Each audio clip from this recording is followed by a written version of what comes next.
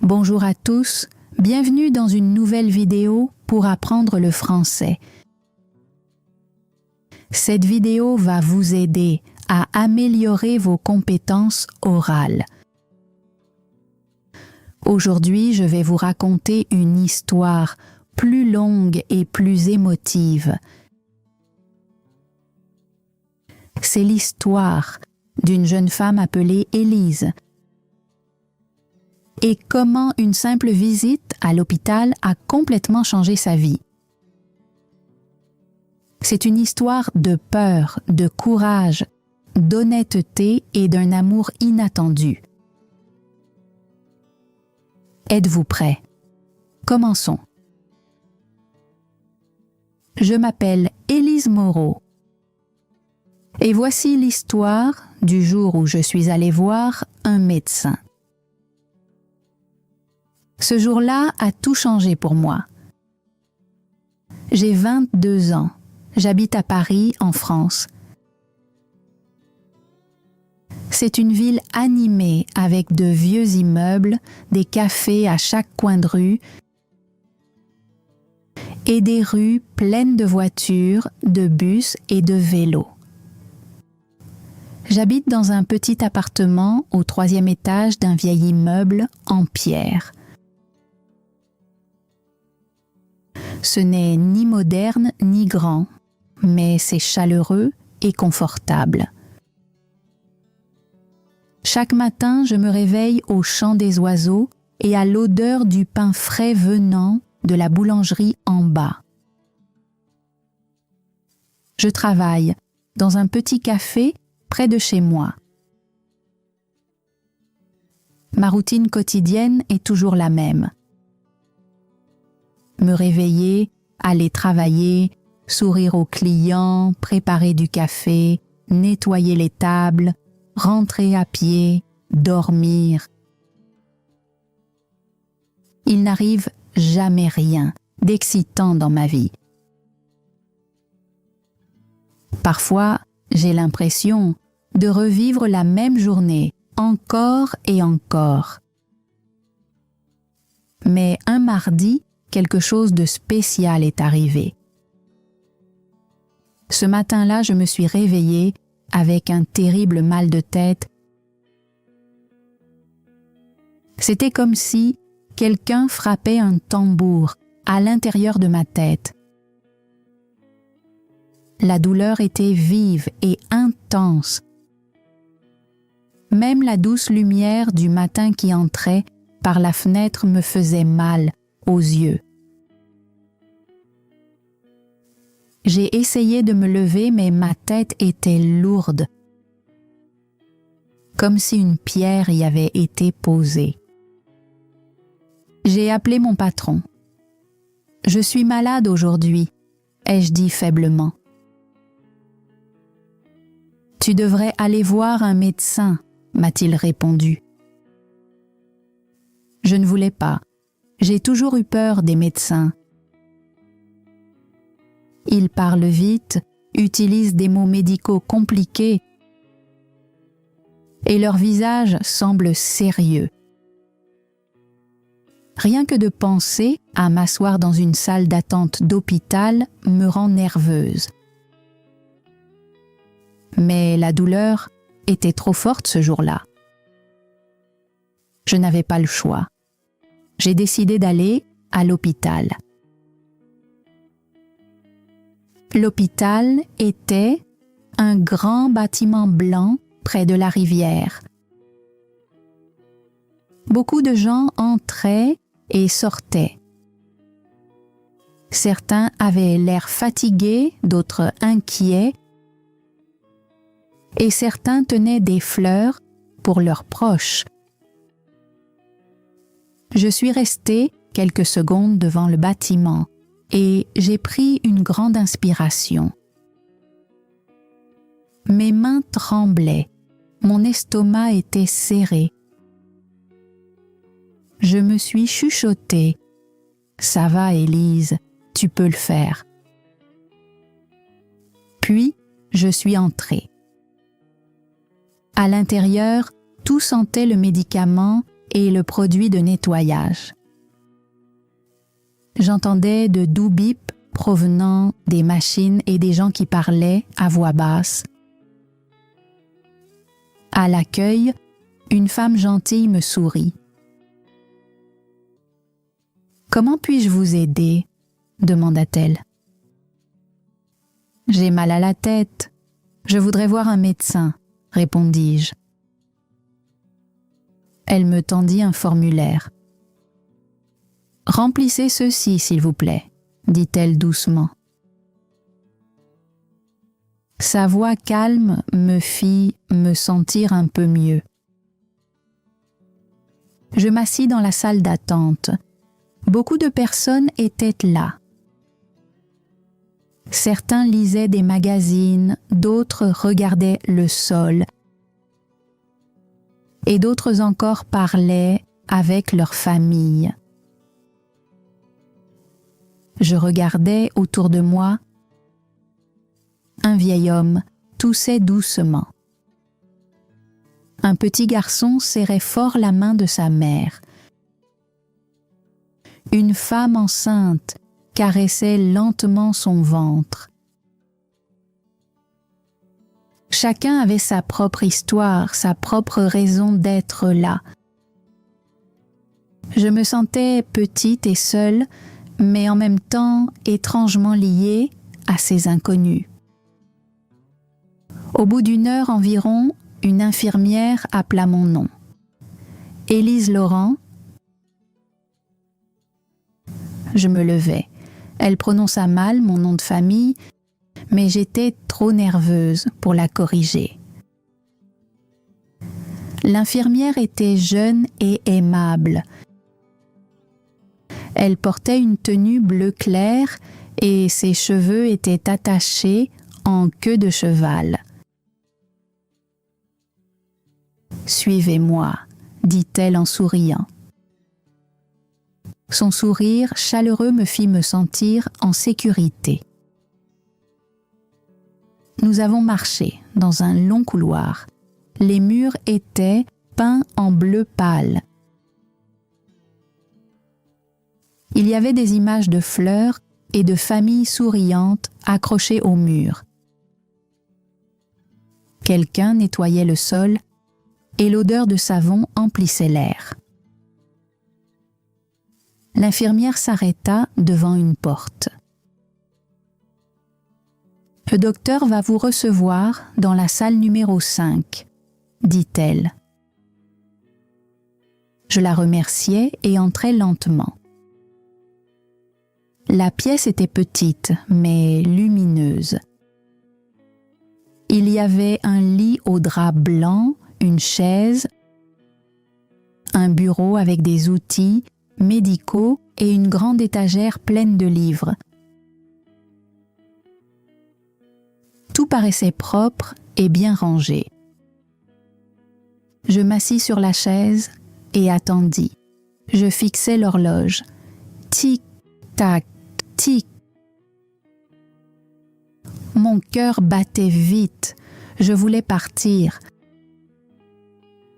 Je voulais courir jusque chez moi et me cacher sous ma couverture. Mais avant que je puisse bouger, la porte s'ouvrit. Un jeune homme entra dans la pièce. Il était grand, avec des cheveux noirs et de magnifiques yeux bleus.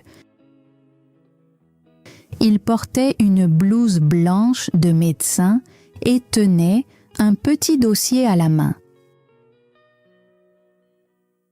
Son sourire était chaleureux et bienveillant. « Bonjour, je suis le docteur Louis Girard, » dit-il. Sa voix était calme et douce. Au moment où je le vis, mon cœur se mit à battre, encore plus vite. Mais cette fois, ce n'était pas de peur. C'était parce qu'il était, honnêtement, l'homme le plus beau que j'ai jamais vu. « Qu'est-ce qui vous amène aujourd'hui ?» demanda-t-il en s'asseyant. Mon mal de tête, répondis-je doucement. Il rapprocha un peu sa chaise de moi. Je pouvais sentir son parfum. Il était frais comme la brise marine d'un matin d'été. Il me regarda attentivement dans les yeux. « Quand la douleur a-t-elle commencé ?» demanda-t-il. « Ce matin, répondis-je. » Il hocha la tête et nota quelque chose sur son papier. « D'autres problèmes ?» demanda-t-il. « Non, dis-je, juste le mal de tête. » Il prit ma tension. Puis il utilisa une petite lumière pour examiner mes yeux et mes oreilles. Il posa doucement sa main sur mon front pour vérifier ma température. Son visage était tout près du mien. Je me sentais nerveuse, mais d'une façon douce, comme si des papillons dansaient dans mon ventre. Mes mains étaient froides, mais mes joues brûlantes. Je me demandais s'il pouvait entendre à quel point mon cœur battait vite. Après l'examen, il sourit. « Tout semble normal, » dit-il. « Je pense que c'est juste, une céphalée de tension. Rien de grave. Buvez plus d'eau et reposez-vous. » Il me donna des médicaments et m'expliqua comment les prendre. « Merci, docteur, » dis-je doucement. « Je vous en prie, Sarah, » répondit-il gentiment avec un petit sourire qui fit fondre mon cœur. Je quittai l'hôpital. Ma tête allait déjà un peu mieux, mais mon cœur, lui, n'était pas du tout calme. Sur le chemin du retour, je ne pouvais pas m'empêcher de penser à lui, à son sourire, ses yeux, sa voix douce. J'avais déjà rencontré beaucoup de gens auparavant, mais quelque chose chez lui me paraissait différent. Il semblait gentil et honnête, comme quelqu'un qui se souciait vraiment des autres. Je me dis, « Sarah, arrête, tu viens juste de le rencontrer.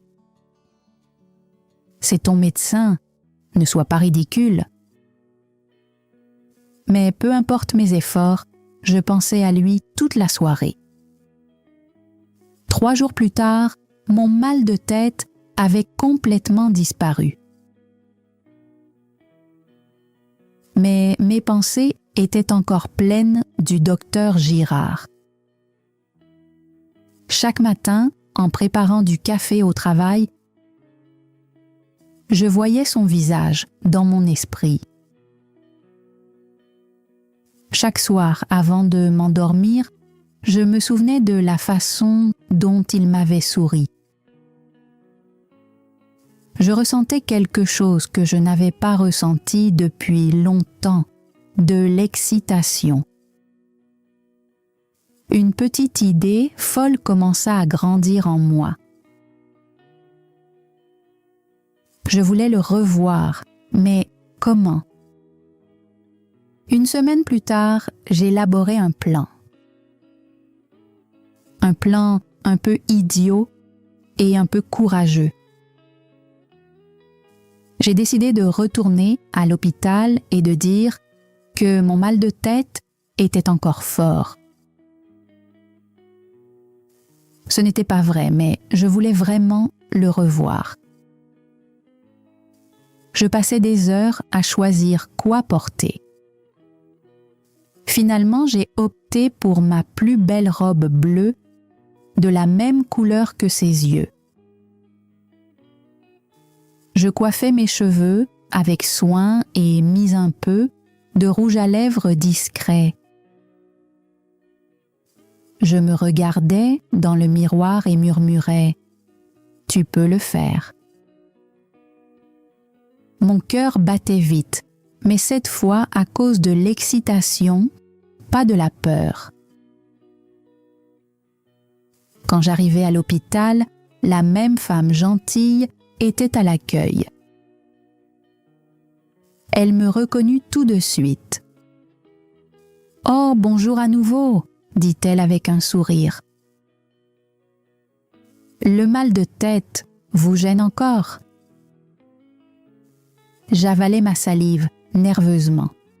« Oui, c'est toujours très fort, mentis-je. » Elle me donna un formulaire et me dit d'attendre. Je m'assis dans la même salle d'attente que la première fois, mais tout semblait différent à présent. Je n'avais plus peur. J'étais excitée, nerveuse et pleine d'espoir. Mes mains tremblaient encore, mais pour une nouvelle raison. Je n'arrêtais pas d'imaginer le moment où il entrerait dans la pièce. Qu'allais-je lui dire? Se souviendrait-il de moi? Sourirait-il de la même façon? Le temps passait lentement. Chaque minute ressemblait à 1 heure. Enfin, l'infirmière sortit et appela de nouveau mon nom. Élise Laurent. Je ris doucement en moi-même. Elle prononçait toujours mal mon nom de famille, mais je m'en fichais. Je la suivis dans le même couloir bleu. Les tableaux de fleurs sur les murs semblaient plus lumineux cette fois. L'air paraissait plus chaud. Mon cœur battait vite. « Le docteur sera bientôt là », dit l'infirmière en ouvrant la porte de la salle numéro 5. Je franchis le seuil et m'assis sur la chaise. Je pris une grande inspiration. Mes paumes étaient moites. J'essayais de me calmer en me chuchotant « Ça va, Sarah, respire simplement ». J'entendais mon cœur battre comme un tambour dans ma poitrine. Puis la porte s'ouvrit. Le docteur Girard entre. Au moment où je le vis, mon cœur faillit s'arrêter. « Élise » dit-il avec surprise et un sourire chaleureux. « Comment vous sentez-vous » Je plongeais dans ses yeux bleus, pleins de bonté, et j'oubliais toutes les phrases soigneusement préparées. « Pas bien », répondis-je. « Le mal de tête est toujours là. » Il sembla préoccupé et s'approcha. « Reprenons les examens, » dit-il doucement. Il m'examina comme la première fois. Tension, yeux, oreilles, température. Tout était parfaitement normal. Mais il ne savait pas que le vrai problème n'était pas ma tête. C'était mon cœur. Lorsqu'il se pencha vers moi, je ressentis de nouveau cette douce nervosité. La pièce me parut soudain plus petite, plus silencieuse.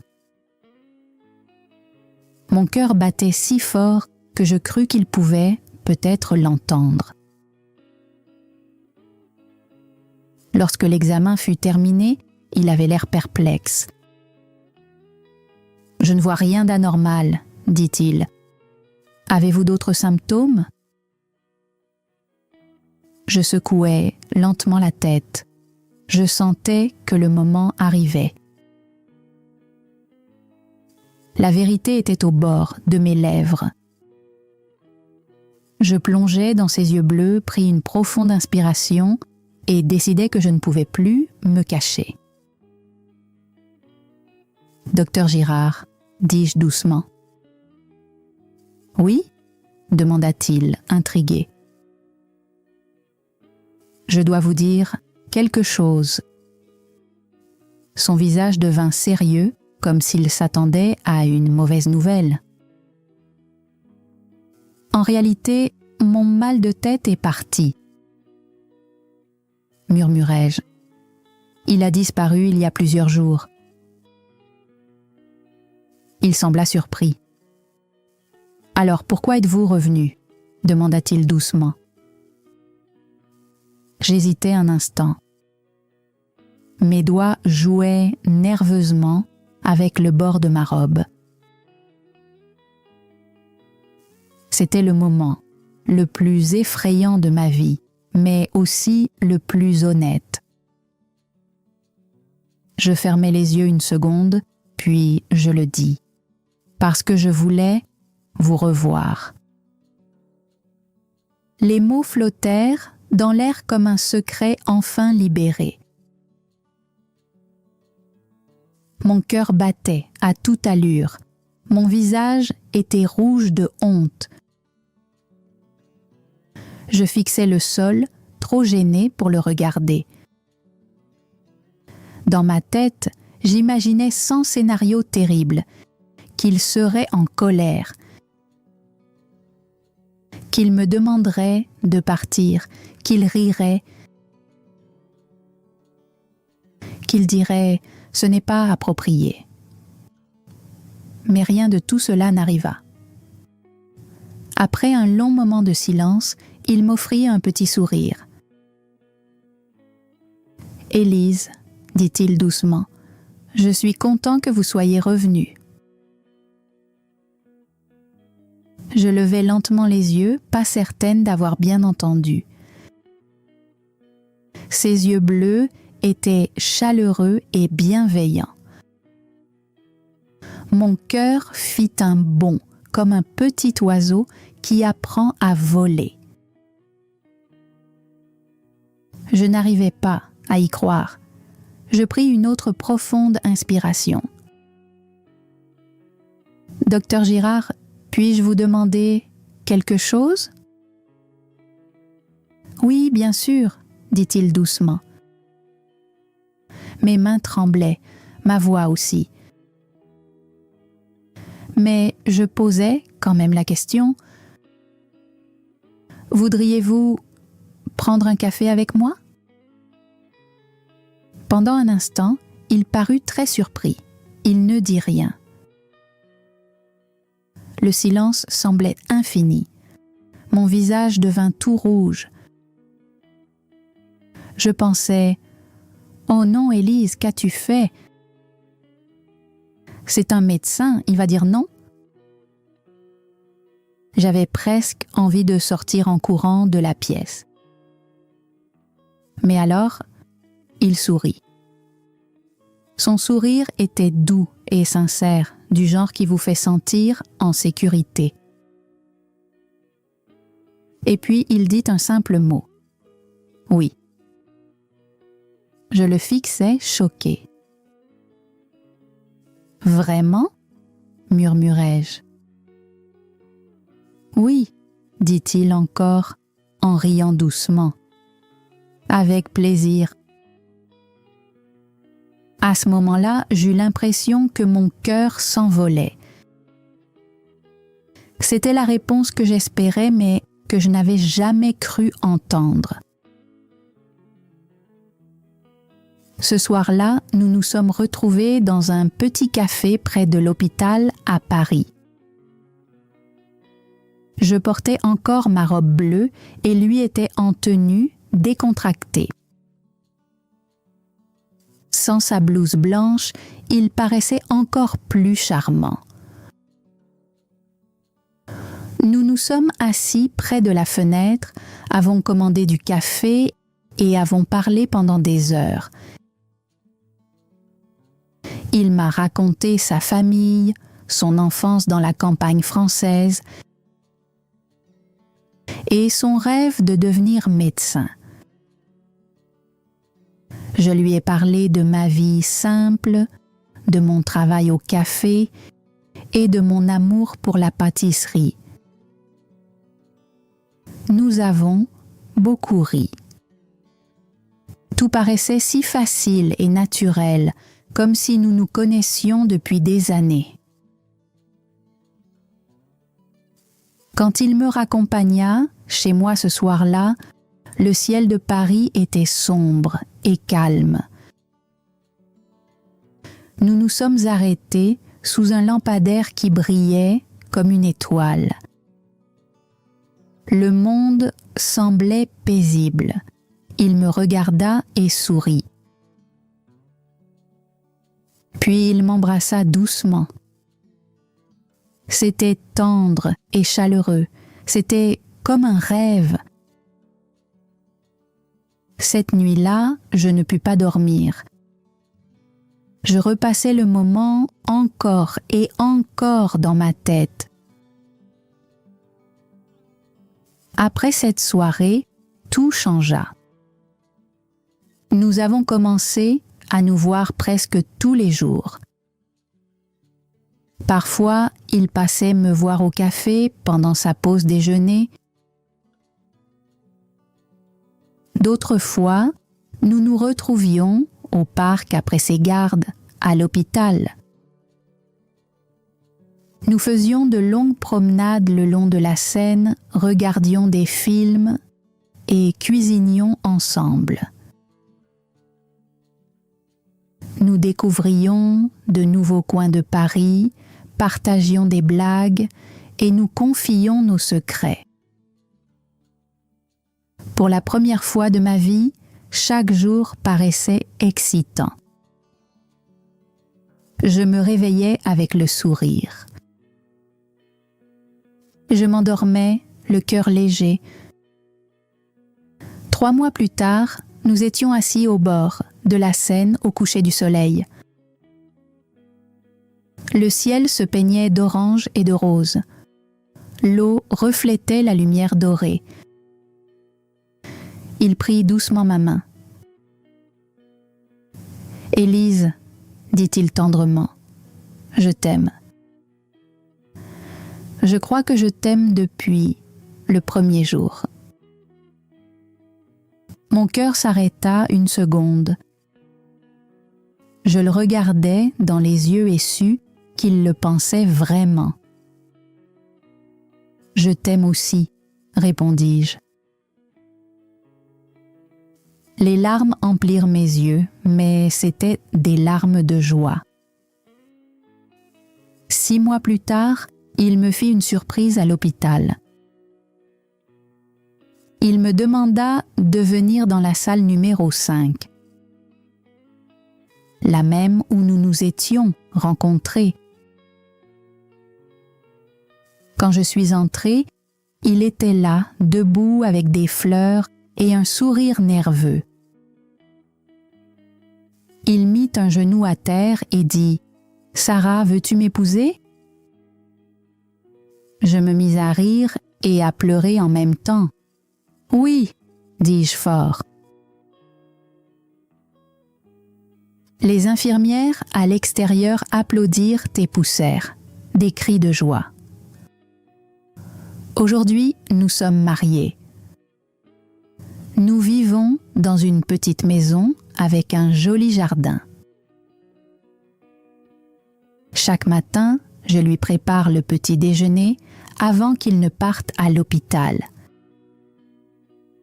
Il travaille toujours comme médecin aidant les gens chaque jour. J'ai ouvert ma propre boulangerie que j'ai appelée « Douce Migraine »